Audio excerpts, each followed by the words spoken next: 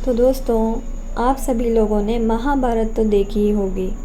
महाभारत के युद्ध में सबसे बड़े खलनायक धृतराष्ट्र को माना जाता है, जिन्होंने पुत्र मोह में पड़कर अपने ही पूरे वंश का नाश कर दिया था। लेकिन क्या आप जानते हैं कि धृतराष्ट्र का जन्म से ही अंधा होना या उनकी जलकर मृत्यु होना स्वाभाविक नहीं था, बल्कि ये उनके पाप कर्मों का ही फल था। उन्होंने ऐसे 8 पाप किए थे जिनकी वजह से ही उन्हें यह सब कुछ झेलना पड़ा। तो आइए जानते हैं कि वह कौन से पाप कर्म थे जिनके कारण उनके पूरे कौरव वंश का नाश हो गया और धृतराष्ट्र स्वयं जलकर मृत्यु को प्राप्त हुए। तो दोस्तों, पहला पाप, गांधारी के साथ धोखा। धृतराष्ट्र का पहला पाप कर्म था ये, क्योंकि गांधारी को विवाह के समय यह नहीं बताया गया कि धृतराष्ट्र जन्मांध थे। भीष्म पितामह ने धृतराष्ट्र का विवाह गांधारी के साथ कर दिया और धृतराष्ट्र के जन्म से अंधे होने का पता चलते ही धर्म का पालन करते हुए गांधारी ने भी अपनी आंखों पर पट्टी बांध ली। धृतराष्ट्र का दूसरा पाप गांधारी के परिवार को बंदी बनाकर मृत्यु समान कष्ट देना था। धृतराष्ट्र को जब पता चला गांधारी तो विधवा थी और उनके साथ तो छल हो गया, जबकि विद्वानों के अनुसार गांधारी के पहले विवाह से उन्हें गंभीर प्रकोप का सामना करने का योग था, जिसे दूर करने के लिए उनका विवाह एक बकरे से कराया गया। इसके बाद धृतराष्ट्र से उनका विवाह हुआ ताकि वह किसी भी तरह के प्रकोप से बच सके। लेकिन धृतराष्ट्र ने इनका दोष गांधारी के पिता राजा सुबाल को देते हुए उन्हें उनके पूरे परिवार को कारागार में डाल दिया। उन्हें कारागार में भोजन भी केवल एक व्यक्ति के पेट भरने का देते।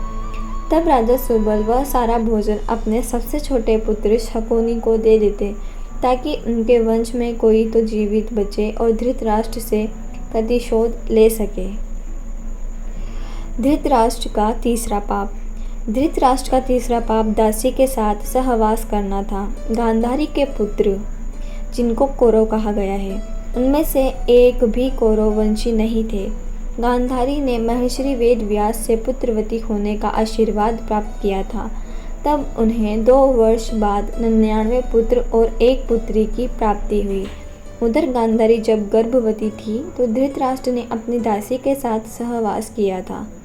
उनसे उन्हें 1 पुत्र की प्राप्ति हुई, जिनका नाम युयुत्सु था। तब कौरवों की संख्या 99 से 100 हो गई। धृतराष्ट्र का चौथा पाप पांडवों के साथ किया गया अन्याय था। वह जानते थे कि पुत्र मोह में पड़कर वह पांडवों के साथ जो अधर्म कर रहे हैं वह उचित नहीं है, लेकिन उन्होंने फिर भी वही किया और सारे वंश का सर्वनाश कर दिया।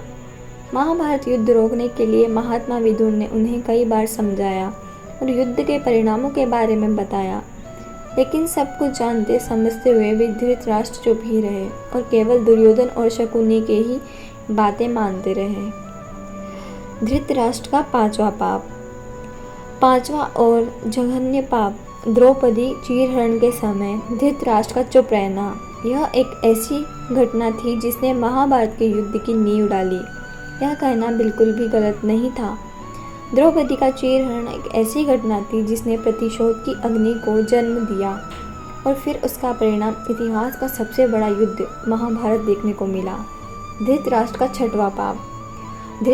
छठवां पाप अपने भाई के बच्चों का हक छीनना भी था। हालांकि यह उन्होंने स्वयं नहीं किया, लेकिन जब भगवान श्री कृष्ण ने पांडवों के लिए 5 गांव मांगे तब दुर्योधन ने इनकार करने पर धृतराष्ट्र को चुप रहना भी पुत्र मोह में पड़कर अधर्म का साथ देना ही था। धृतराष्ट्र का 7वां पाप, भीम को मारने की इच्छा। धृतराष्ट्र का 7वां पाप था। जब महाभारत समाप्त हो चुका था तब सभी पांडव धृतराष्ट्र से मिलने पहुँचे। वहाँ भीम के अलावा सभी ने धृतराष्ट्र को प्रणाम किया। जब भीम की बारी आई तो भगवान श्री कृष्ण ने भीम को रोका और भीम की जगह उनके ही आकार की बनी एक लोहे की मूर्ति आगे बढ़ा दी। धृतराष्ट्र पुत्रों के वध के अत्यंत क्रोध में थे। उन्होंने समझा कि उनके सामने भीम है तो उन्होंने उसे कसकर पकड़ा और तोड़ दिया। लेकिन जब उनका क्रोध शांत हुआ तो भीम को मृत समझकर रोने लगे। उसी समय भगवान श्री कृष्ण ने उन्हें बताया कि वह उनके क्रोध की अग्नि को जानते थे, इसलिए भीम की जगह उनके आकार की मूर्ति आगे कर दी थी। इस तरह श्री कृष्ण ने भीम को धृतराष्ट्र के क्रोध से बचाया। धृतराष्ट्र का 8वां पाप। तो दोस्तों, धृतराष्ट्र का 8वां पाप धृतराष्ट्र के पूर्व जन्म का था। उस समय वह अत्यंत निर्दयी राजा थे। एक दिन वह विहार पर निकले और देखा कि सरोवर में एक हंस अपने बच्चों के साथ विहार कर रहा है। तब उन्होंने अपने सैनिकों को आदेश दिया कि वह उस हंस की आंखें निकाल ले। सैनिकों ने वैसा ही किया। हंस की दुर्दशा और उसकी मौत के साथ ही उसके बच्चों की भी मौत हो गई। हंस ने भी मरते समय धृतराष्ट्र को शाप दिया कि जिस तरह उसे अपनी आँखें और पुत्र वियोग का कष्ट मिला, ठीक वैसे ही हश्र धृतराष्ट्र का भी होगा। तब ऐसे हुई धृतराष्ट्र की जलकर मृत्यु। तो दोस्तों, अब आपको हम बताएंगे कि धृतराष्ट्र की जलकर मृत्यु कैसे हुई। तो महाभारत का युद्ध समाप्त हुए 15 साल बीत गए थे। धृतराष्ट्र, कुंती, गांधारी और संजय वन चले गए।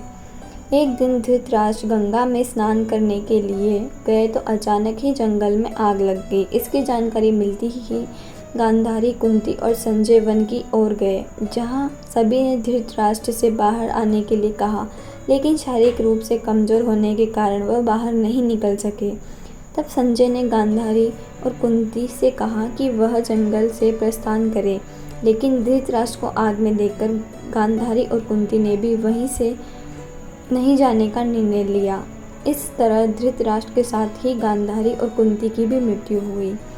तो दोस्तों, अब तो आप लोग सभी जान ही चुके होंगे कि धृतराष्ट्र की आखिर जलकर मृत्यु क्यों हुई। तो अगर आपको यह वीडियो अच्छी लगी हो तो वीडियो को लाइक ज़रूर करें, और यदि आप हमारे चैनल पर पहली बार आए तो इसे सब्सक्राइब भी ज़रूर करिएगा। धन्यवाद।